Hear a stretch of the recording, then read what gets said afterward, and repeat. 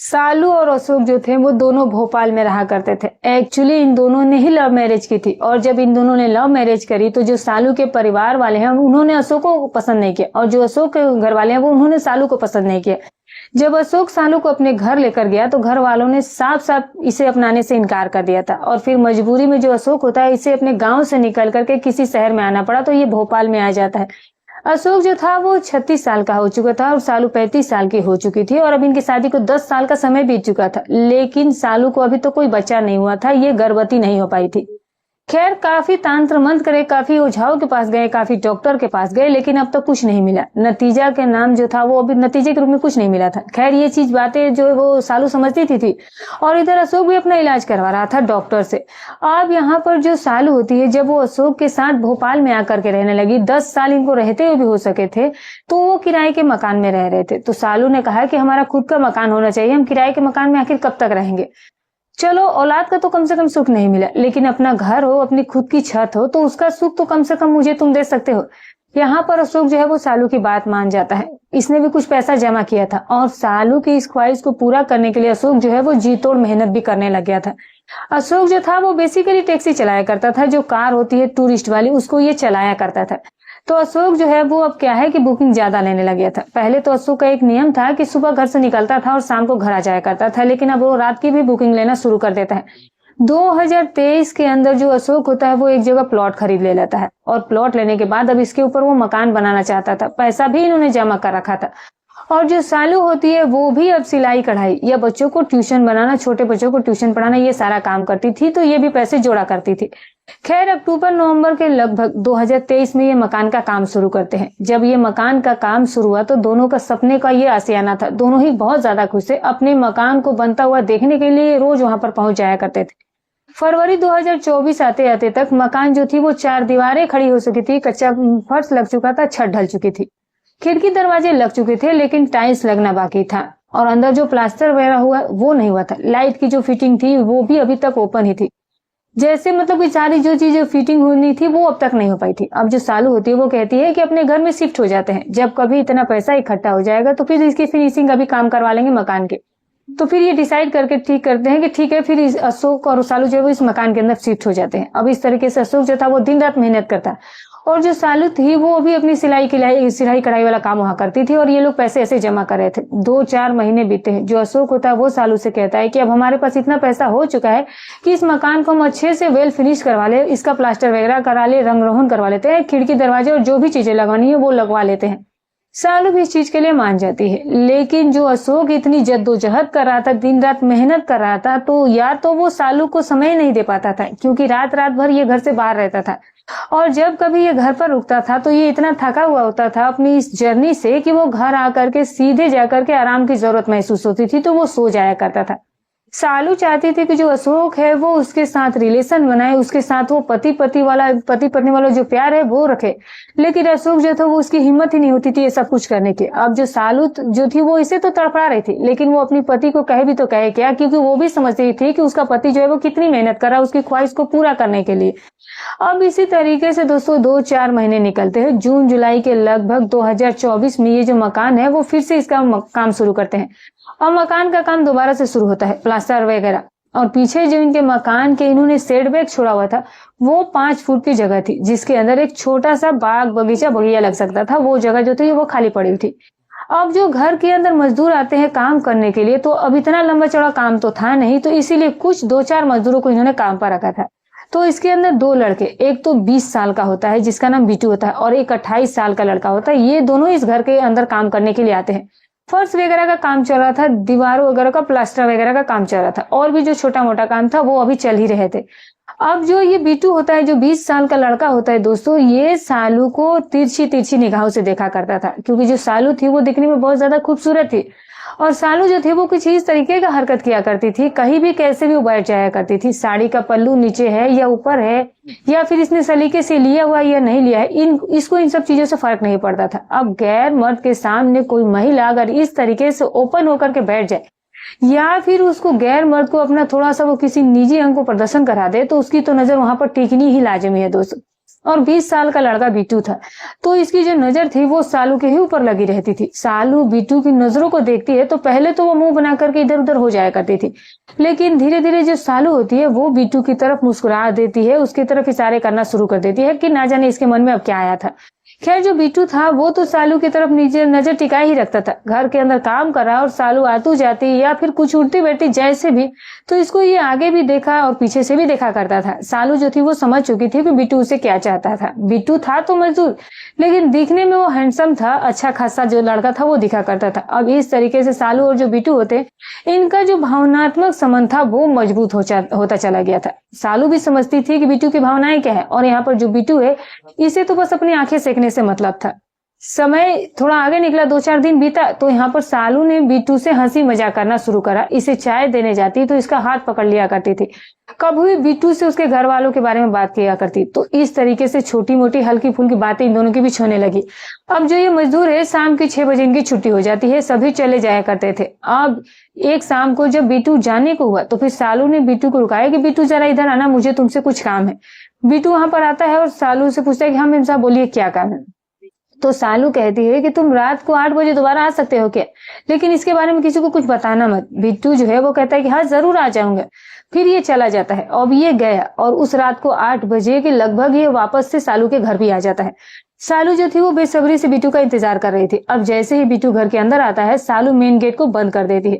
बिट्टू को अंदर लाने के बाद ये इससे बात करती है कि तुम दिन भर मुझे देखते रहते हो तो आखिर देखते क्या हो। बिट्टू जो है वो झेप जाता है इस चीज को सुनने के बाद। वो डर जाता है कि कहीं सालू उससे नाराज तो नहीं होगी, कहीं उसने इस तरीके से सालू को देखा तो सालू उसको कुछ कह ना दे, उससे ये कोई काम न छीन ले।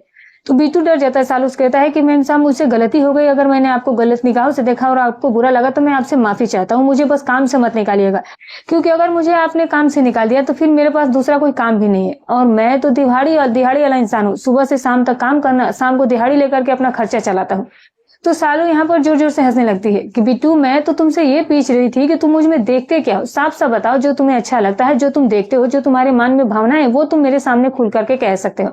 पर बिट्टू कैसे कह देता, किसी भी लड़के की इतनी हिम्मत नहीं है कि अगर कोई महिला लड़की डायरेक्ट उसे पूछ ले कि अच्छा तेरी इच्छा क्या है, तो वो ये नहीं कह सकता है कि हाँ यूं हरकतें तो वो खूब करता है। तो बिट्टू भी घबरा था, शायद वो समझ चुकी थी कि बिट्टू उसके सामने कुछ मुंह नहीं खोले, वो कुछ कहे नहीं। तो फिर यहाँ पर जो सालू है वो बिट्टू के बालों पर हाथ फेरना शुरू कर देती है। जब इस तरह से बिट्टू के सर पर वो हाथ फेरती है, उसके बालों को सहलाती है, तो फिर यहाँ पर बिट्टू के शरीर में भी अब तरंगे दौड़ना शुरू हो जाती है। लेकिन बिट्टू फिर भी हिचकिचा रहा था, वो अपने आप में सिमट करके बैठा हुआ था। सालू बिट्टू से कहते हैं कि तू तो बच्चा ही है, तू जा, तेरे से कुछ नहीं होना है। अब बिट्टू की इच्छा तो नहीं हो रही थी सालू को छोड़कर जाने के लिए, वो तो सोच रहा था कि आज ये सारा काम कर ले, लेकिन हिम्मत भी नहीं हो रही थी। अब सालू ने तो अपनी पहल कर दिया था जितनी वो कर सकती थी। अब बिट्टू जो है वो एकदम सालू का हाथ पकड़ लेता है, और जैसे ही बिट्टू सालू का हाथ पकड़ता है तो सालू बिट्टू से और चिपक कर बैठ जाती है। जब इस तरह से बिट्टू सालू से चिपक कर बैठती है तो फिर बिट्टू का भी हौसला बढ़ता जाता है। फिर ये सालू के साथ छेड़खानी शुरू करता है। सालू को भी अजीब सी आनंद की अनुभूति होने लगी, क्योंकि काफी दिनों से वो अपने पति से इस सुख को पाने में वंचित हो गई थी। उसका पति उसे ये सुख दे नहीं पा रहा था, तो यहाँ पर जो सालू होती है वो बिट्टू से अब सारा सुख लेना चाहती थी। अब सालू ने सोचा कि छोटा लड़का इसके साथ ये सब कुछ कर भी लेगी तो ये थोड़ी ना किसी को बताएगा, इसको वो थोड़ा धमका कर डरा देगी। खैर यहाँ पर जो बिट्टू और सालू होते हैं वो एक दूसरे में समाते चले गए, और थोड़ी देर में इनका खेल भी शुरू हो जाता है। अब जब इस तरीके से ये खेल शुरू हुआ, अब जो बिट्टू था वो मजदूर आदमी था, दिन भर इसे मेहनत करनी थी, तो इसका स्टेमिना भी हाई फाई था। तो यहाँ पर जो बिट्टू है वो बहुत ही ज्यादा तरीके से सालू की सारी हसरतों को वो पूरा कर देता है। अब सारी रात में बिट्टू 4-5 बार सालू के साथ ये सारा काम करता है। अब 37 साल का जो अशोक था वो तो एक बार करता और फिर वो ठंडा पड़ जाता, दोबारा तो उसकी हिम्मत नहीं हो पाती। लेकिन 20 साल का नौजवान लड़का, इससे तो सालू ने जितनी बार उसकी इच्छा उसने कहा कि आ जाओ, तो ये भी बिल्कुल तैयार था कि जी मैम साहब अभी बोलिए। तो सालू को इससे बहुत ज्यादा खुशी की अनुभूति हुई। खैर सुबह होती है, बिट्टू वहां से चला जाता है। अब इस रात को ये जो काम हुआ उसके दूसरे दिन इन दोनों के तो हाव भाव ही बदल गए थे। बिट्टू का सालू को देखने का और सालू का बिट्टू को देखने का, और इन दोनों की जो बातें थी वो भी अब खुल करके होने लगी थी, और ये दोनों एक दूसरे से बहुत ही ज्यादा हंस बोल रहे थे। अब जब इन दोनों की इस तरीके की बातें, इस तरीके के एक दूसरे से खुलकर बोलना, हंसना, ये सारी चीजें देखी तो रघु जो कि 28 साल का था, जो कि बिट्टू के साथ ये काम किया करता था, तो फिर इसने बिट्टू से पूछा कि आखिर ये मेम साहब जो है वो उससे इतनी अच्छी से बात क्यों करी है, इतने सलीके से क्यों बात करी है, तुझसे कुछ ज्यादा ही हंसी मजाक नहीं करती है। तुझे तो वो चाय पिलाने के लिए अपनी बेडरूम की तरफ ही ले जाती है, आखिर बात क्या है? अब यहाँ पर जो बिट्टू होता है वो रघु को कुछ नहीं बताना चाहता था, क्योंकि सालू ने इसे मना किया था। लेकिन यहाँ पर जब रघु ने उसे फोर्स किया, क्योंकि रघु समझ चुका था इन दोनों के बीच में कुछ न कुछ दाल में तो काला है, तो जब रघु ने फोर्स किया तो बिट्टू जो है वो अपने दोस्त से इन बातों को छुपा नहीं पाया। तो यहाँ पर जो बिट्टू है वो बड़ा ही खुश होकर के, बहुत ही ज्यादा आनंदित होकर के, वो सारी रात की जितनी भी कहानी थी, जो भी उसने सालू के साथ किया, किस तरीके से किया, कैसे उसे स्पर्श किया, कैसे सारा कुछ इसके साथ ये किया, ये सारी चीजें जितने भी वो मसाले लगा करके बता सकता था, वो मसाले लगा करके रघु को बताने लगा। अब जो रघु था इसकी आंखें में चमक आ गई, क्योंकि सालू दिखने में काफी ज्यादा खूबसूरत थी। अब जो रघु था ये भी अब रघु को, सालू को तिरछी तिरछी निगाह से देखता था। अब ये बिट्टू से कहता है, यार कि मेरा भी चांस बिठा देना, अब कुछ ही दिन का तो ये काम बचा है इस घर के अंदर, उसके बाद तो हम यहाँ से चले ही जाएंगे, फिर उसके बाद ना जाने ऐसी मेमसाहब मिलेगी या नहीं मिलेगी, तो एक बार मेरे बारे में बात करना। अगर वो इतनी ही रंगीन मिजाज की है तो हो सकता है कि तू उससे बोलेगा तो वो मेरे साथ भी ये सारा काम कर ले। तो यहाँ पर जो बिट्टू होता है वो कहता है कि ठीक है, अगर आज रात को वो मुझे बुलाती है तो फिर मैं उससे जरूर बात करके देखूंगा। खैर इस तरीके से अब दिन भर अपना काम करते हैं, शाम का टाइम होता है जाने का। तो यहाँ पर जो सालू होती है वो बिट्टू को फिर इशारा करती है कि बिट्टू याद है ना तुम्हें? बिट्टू कहता है कि हाँ मेम साहब बिल्कुल याद है। और बिट्टू ये बात सुनने के बाद चल जाता है। और रात के 8 बजते हैं, और 8 बजते हैं तो जो बिट्टू होता है ये वापस से आ जाता है सालू के घर पर, और फिर ये दोनों जो है वो अपना वही सारा काम करना शुरू कर देते हैं। यहाँ पर जब ये सारा खेल चलता रहता है तो जो रघु होता है वो खिड़की में से इन दोनों को ये सारा काम करता हुआ देख रहा था, जैसे थोड़ा बहुत ऊंचे नीचे करके। अब यहाँ पर जो बिट्टू है वो सालू से कहता है कि जो मेरे साथ लड़का आता है रघु, मेम साहब उसको भी मेरे साथ ले आऊं क्या? क्या आप उसके साथ करोगी? ये बात सुनी थी कि सालू एकदम से नाराज हो जाती है। तो फिर यहाँ सालू कहती है कि ठीक है आज लास्ट है, तुम कल से अपनी शकल मुझे मत दिखाना। बिट्टू जो है वो डर जाता है, सालू से वो हाथ पड़ने जोड़ने लग जाता है, उसे माफी मांगने लगता है। लेकिन जो सालू थी अब उसको तो ये बात चुप चुकी थी कि आखिर बिट्टू ने ये क्या हरकत करी, क्या ये सारे मोहल्ले में, सारे बाजार में हर किसी के साथ ये मुझे सुनाने की कोशिश करा। ये सालू जो है वो बिट्टू को वहां से निकाल देती है कि तुम अब यहाँ से निकल जाओ। अब जो बिट्टू था इतना सा मुंह लेकर के बाहर निकल रहा था, और रघु उस खिड़की से सारी चीज देख रहा था। और यहाँ पर जैसे ही प्राकृतिक अवस्था में रघु देख चुका था तो अब रघु से रहा नहीं जा रहा था, तो वो सालू के साथ अब सब कुछ करना चाहता था। खैर जैसे ही बिट्टू उस घर से बाहर निकलता है तो यहाँ पर जो रघु है वो उसे मिल जाता है। बिट्टू उससे कहता है कि क्या हुआ? तो बिट्टू कहता है कि तेरी बात करी तो मेम साहब ने मुझे भी लात मार कर भगा दिए। बिट्टू कहता है, वो बिट्टू से कहता है कैसे कैसे भगा दिए, चल मेरे साथ अंदर। अब यहाँ पर रघु बिट्टू को वापस लेकर के घर के अंदर जाता है, और कमरे के अंदर जो सालू होती है अब ये वैसे ही प्राकृतिक अवस्था में अपने पलंग के ऊपर लेटी हुई थी, और खुद के ही शरीर को खुद ही सहला रही थी, क्योंकि अभी बिट्टू का काम पूरा नहीं हुआ था और सालू को अभी वो चीज मिली नहीं थी। तो जब उसको खुशी नहीं मिली तो फिर वो खुद के ही हाथों से खुद को ही साथ कुछ करने की कोशिश कर रही थी कि इतनी ही देर में बिट्टू और जो रघु होते हैं ये दोनों वहां पर पहुंच जाते हैं। सालू इन दोनों को एक साथ देख करके घबरा जाती है। सालू एकदम, और बिट्टू और रघु को देख करके इन दोनों के ऊपर चीखती चिल्लाती है, इन्हें बाहर निकाल देना चाहती थी। लेकिन यहाँ पर जो बिट्टू था वो तो फिर भी बाहर जाने को हो जाता है, लेकिन जो रघु था वो सालू की तरफ बढ़ता ही चला जाता है। सालू फिर डर जाती है, रघु उसके सामने न जाने क्या करने वाला था, लेकिन जो रघु था वो उसके ऊपर तो एकदम हैवान सवार हो गया था। और यहाँ पर जो रघु है वो रवि के सालू के साथ ताबड़तोड़ इस तरह की हरकत करते रहता है, इसके साथ सब कुछ कर लेता है। सालू के आंखों में आंसू थे, वो रो रही थी, वो खुद को छोड़ देने की बार बार गुहार भी लगा रही थी, विनती भी कर रही थी। लेकिन यहाँ पर जो रघु है वो मानने को राजी नहीं था। ये सालू के साथ बहुत ही ज्यादा बेदर्दी के साथ ये सारा काम कर रहा था। अब वहां पर खड़ा खड़ा जो बिट्टू है इन सब चीजों को देख रहा था। अब बिट्टू जो था उसको सालू के ऊपर बहुत ज्यादा दया आती है, बहुत ज्यादा तरस आने लगती है। बिट्टू को सहन नहीं हो रहा था कि जिस मालकिन ने उसे इतना प्यार उस पर लुटाया, जिस मालकिन ने उसे इतना सुख दिया है, वो उसके साथ उसका ही दोस्त जो है वो इस तरह से दरिंदगी कर रहा है। अब जो बिट्टू है वो आगे बढ़ता है और रघु को धक्का मारता है और इसे मना करता है कि मालकिन के साथ ये सब कुछ मत करो। लेकिन जो रघु होता है वो बिट्टू को भी धमकी देता है कि तू अगर मेरे बीच में है तो मैं तेरे को भी नहीं छोड़ूंगा, आज मेरा काम पूरा हो जाने दे, आज मुझे इसका सारा जो है वो जो भी इसकी चाहत है वो पूरी कर लेने दे। अब जब इस तरीके की बातें और ऐसी गंदी और बहकी हुई बातें जब रघु कर रहा था तो यहाँ बिट्टू जो होता है उसका सब्र का बांध टूट जाता है। अब बिट्टू जो होता है उसे कुछ भी समझ नहीं आया, तो वहीं पर उसने वहां पर रखी हुई एक स्लेब होती है जो कि फर्श में लगाने वाले जो ग्रेनाइट या जो भी पत्थर लगाना था इनको, उसका स्लेब वहां पर पड़ा हुआ था। इसको ये उठाता है और पूरी ही ताकत से वो रघु के सिर पर पीछे की तरफ से दे मारता है। जैसे ही सिर रघु के सिर पर वो स्लेब लगता है पत्थर का तो वो धड़ाम से गिर जाता है और बेहोश हो जाता है, इसके सर से खून निकलने लग जाता है। खैर ये सारी चीजें देखने के बाद जो सालू वो घबरा जाती है, वो बिट्टू से कहती है ये तुमने क्या कर दिया? तो बिट्टू कहता है कि मुझसे आपका ये रोना, इस तरह से बिलखना चीखना, ये मुझे बिल्कुल नहीं अच्छा लग रहा है और मुझसे सहन नहीं हो रहा था। और ये जो रघु है ये जो आपके साथ कर रहा था और जिस तरीके से ये सब कुछ कर रहा था ये तो मुझसे बिल्कुल भी सहन नहीं हुआ, क्योंकि मैं आपसे प्यार करता हूँ। जब सालू ने ये बात सुनी तो सालू के आंखों में खुशी के आंसू थे कि चलो, जिस लड़के के साथ उसने ये सब कुछ किया था उसकी नजर में उसकी इज्जत है, वो उससे प्यार करता है। लेकिन अब यहाँ पर दोस्तों जो रघु था वो फर्श के ऊपर बिल्कुल ही निढाल हो चुका था। ये दोनों जो थे वो घबरा चुके थे, इसे होश में लाने की कोशिश कर रहे थे। काफी ज्यादा जो है वो इसे किसी भी तरह चीज संभालने की कोशिश कर रहे थे। वो नहीं जानते थे कि रघु जो है वो किस स्थिति में है, भी क्या वो सीरियस है या ठीक है, या जैसे ही वो उसे होश में लाने की कोशिश कर रहे थे और इसके मुंह पर पानी भी छिटक रहे थे। दोस्तों वो कई बार पानी के छींटे मारते हैं लेकिन रघु के शरीर में कोई हलचल ही नहीं हुई थी। जब इसकी नब्ज टोली जाती है तो पता चलता है कि जो रघु है इसकी मौत हो चुकी है।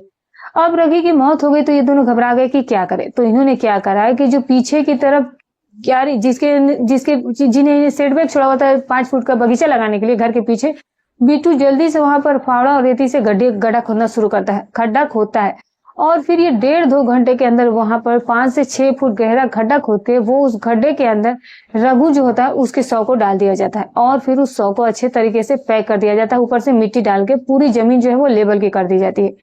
खैर उस रात को इतनी गहमा गहमी भी हो चुकी थी। अब जो सालू थी उसे रात भर नींद नहीं आई। अब बिट्टू जो है वो जल्दी से भी अपने घर चला जाता है। सुबह जैसे काम पर मजदूर आते हैं वैसे जो बिट्टू होता है और अपने कुछ साथियों के साथ वहां पर आता है और ये स्कूल काम करना शुरू कर देता है। लेकिन उस दिन जब रघु नहीं आया तो साथ के जितने भी साथी थे ये कहते हैं कि यार आज रघु नजर नहीं आया, रघु कहाँ गया कहाँ, और यहाँ पर वो काम पर भी नहीं आया। 2-4 दिन इस तरीके से निकल जाते हैं लेकिन रघु का कुछ भी अता पता नहीं चलता।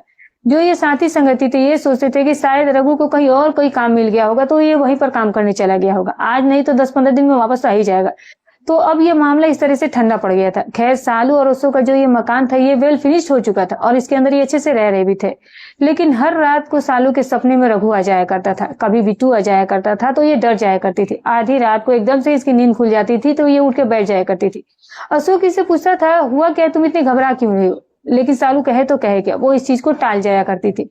और जब अशोक कभी रात को घर नहीं आता था, जैसे कि टैक्सी चलाने चला गया, तो सालू को उस घर में रहते हुए डर लगता था। उसे ऐसा लगता था कि जैसे अभी रघु की आत्मा निकल करके वहां पर आ जाएगी और सालू का गला दबा करके उसकी जान ले लेगी। सालू जो थी वो अंदर ही अंदर काफी ज्यादा घबरा रही थी, डर रही थी। और इसका ये डर जो घबराहट था वो 2-4 महीने में तो ऐसा हो गया कि सालू पागलों की तरह हरकत करने लगी, अपने घर के अंदर जाने से डरने लगी, घर के बाहर ही बैठी रहती थी, रात को भी घर के बाहर ही बैठी रहती थी। इसे आसपास के लोग कहते थे कि अपने घर में जाओ, आराम से पलंग के ऊपर बिस्तर पर जाकर के सो। तो अंदर जाने से डरती थी, मना कर देती थी कि मैं अंदर नहीं जाऊंगी, वो मुझे मार देगा। जब इस तरीके की बातें करती थी कि वो मुझे मार डालेगा, वो मेरा गला दबा देगा, वो मेरे साथ गलत काम कर देगा, तो आसपास के लोगों को थोड़ा अजीब लगा कि शायद ये पागल हो गई है। खैर जब अशोक ने भी देखा कि उसकी पत्नी जो सालू है उसकी इस तरीके की मानसिक हालत बिगड़ चुकी है, डॉक्टर के पास ले जाता है। डॉक्टर जो है वो उसे नींद की दवाइयां वगैरह दे करके भेज दिया करते हैं। खैर 2-4 महीने सालू का इस तरीके से इलाज चलता है लेकिन उसकी हालत में कहीं से कहीं तक कोई फर्क नहीं पड़ा था। कई सारे इस तरह के ओझा जो कि भूत प्रेत भाग आते हैं उनके पास में भी सालू को लेकर गया लेकिन सालू में कोई भी सुधार नहीं आ रहा था। सालू जो थी वो बहुत ज्यादा डिप्रेशन में थी, बहुत ज्यादा परेशान थी। अब यहाँ पर अशोक जो था वो भी इसी से परेशान हो गया था। अशोक ने सोचा कि ये मां नहीं बन पाई तो शायद इसी वजह से इसे डिप्रेशन हो गया और इसी वजह से इसकी तबीयत खराब हुई है। अशोक इसकी बहुत ज्यादा देखरेख करने लगा, इसने अपने काम पर जाना भी बंद कर दिया था। तो आस पड़ोस के जो लोग थे वो भी सालू के पास आकर बैठे थे इसकी देखरेख के लिए। और जब इस तरीके से ये देखरेख करते थे तो सालू को सांत्वना दिया करते थे, इसे दिलासा दिया करते थे, इसे समझाया करते थे घर के अंदर कोई आत्मा नहीं है, इस तरह की कोई प्रेत आत्मा नहीं होती है, तुम डरती क्यों हो, तुम जो है रिलैक्स रहा करो और खुश रहा करो। लेकिन जो सालू है उसके मन में खुशी कहाँ से आने वाली थी, क्योंकि जो वो काम कर चुकी थी, जो उसने दहसियत देखा है, जो उसने घर के अंदर दफन किया हुआ है, वो दिल और दिमाग से निकलने वाला तो था ही नहीं। खैर जो अशोक है वो सालू से काफी पूछता है कि आखिर तुम्हें ऐसा क्यों लगता है कि घर के अंदर कोई भूत प्रेत है, आखिर तुमने ऐसा क्या देख लिया है। सालू से जब इस तरीके से पूछा जाता है तो सालू जो थी वो पूरे होश हवास में थी नहीं। तो जो सालू होती है पास पड़ोस के लोग भी वही थे, अशोक भी वही था, और सालू जो है वो अपने मुंह से उस रात का सारा घटनाक्रम जो है वो बयां कर देती है। जब सालू सारे घटनाक्रम के बारे में इन सबको बताती है तो अशोक भी सन्ने रह जाता है कि उसके ही घर में किसी की लाश दफन है। और यहाँ पर जो आस पड़ोस के लोग इस चीज को सुनते हैं तो वो भी इधर उधर कानाफूसी करना शुरू कर देते हैं। खैर अब जब मुंह से बात निकल गई और सभी को पता लगी गई तो फिर ये बात पुलिस थाने पहुंच जाती है। पुलिस वालों को सूचना दी जाती है कि इस घर के अंदर किसी का शव दफनाया गया और इन्होंने किसी लड़के का कत्ल किया हुआ है। जब पुलिस वहां पर आती है और उस जगह को जब खुदवाया जाता है तो फिर उसके अंदर से शव का कंकाल निकल के आता है। जब वो कंकाल सामने आए तो फिर उसके बारे में पता लगाया जाता है, मजदूरों से पूछा जाता है तो कहा जाता है कि ये रघु है, और रघु जो है वो इनके ही घर में काम करते हुए लापता हो गया। जब इसका डीएनए वगैरह चेक किया जाता है, रघु के घर वालों से मैच करवाया जाता है, तो वो मैच हो जाता है। तो फिर ये पुष्टि हो जाती है कि ये रघु का ही शव है। अब यहाँ पर सालू से पूछताछ की जाती है। हालांकि जो उसकी दिमागी हालत थी वो ठीक नहीं थी, और इसीलिए जो सालू से पूछताछ हुई वो किसी साइकेट्रिस्ट के द्वारा ही की गई थी। और दूसरा जो बिट्टू होता है, पुलिस इसे पकड़ करके ले जाती है, और जब इससे पूछताछ की जाती है तो ये पूरा अपना जो भी उस दिन उस रात का जो भी घटनाक्रम था वो पुलिस को बता देता है, जो कि मैं आपको बता चुकी हूँ। खैर, यहाँ पर यह पुष्टि हो चुकी थी कि जो ये रघु है इसका कत्ल बिट्टू ने किया है। सालू तो बिस्तर पर लेटी हुई थी, उसने किसी भी तरह से रघु के ऊपर ना तो हमला किया और ना ही उसकी मौत में ये कहीं से भी जिम्मेदार थी, लेकिन हमला बिट्टू ने किया था। खैर, बिट्टू को रघु के कत्ल के इल्जाम में गिरफ्तार कर लिया जाता है, इसे सलाखों के पीछे डाल दिया जाता है, और जो सालू होती है इसका डॉक्टर से इलाज करवाकर अशोक के साथ भेज दिया जाता है। 2024 का ये सारा घटनाक्रम है, अब 2026 चल रहा है। सालू की जो मानसिक स्थिति है दोस्तों, वो आज भी वैसी की ही वैसी है। उसे हर चीज से डर लगता है। वो किसी भी घर के अंदर घुसती है तो उसे यही डर लगता है कि रघु की आत्मा जो है वो उसका गला दबा देगी, उसके साथ वो दोबारा दुराचार कर लेगी। तो दोस्तों, ये थी आज की कहानी। दोस्तों, इस पूरी कहानी सुनने के बाद आपके जो भी विचार हो कमेंट में जरूर बताएं। तो दोस्तों, हमारी कहानी सुनाने का उद्देश्य किसी के भावनाओं को ठेस पहुंचाना नहीं है, ना ही किसी के दिल को आहत करना है। बस केवल आपको सतर्क करना है, आपको जागरूक करना है। तो दोस्तों, फिर मिलूंगी कल एक और नई सच्ची कहानी के साथ। तब तक अपना और अपने परिवार का ख्याल रखें।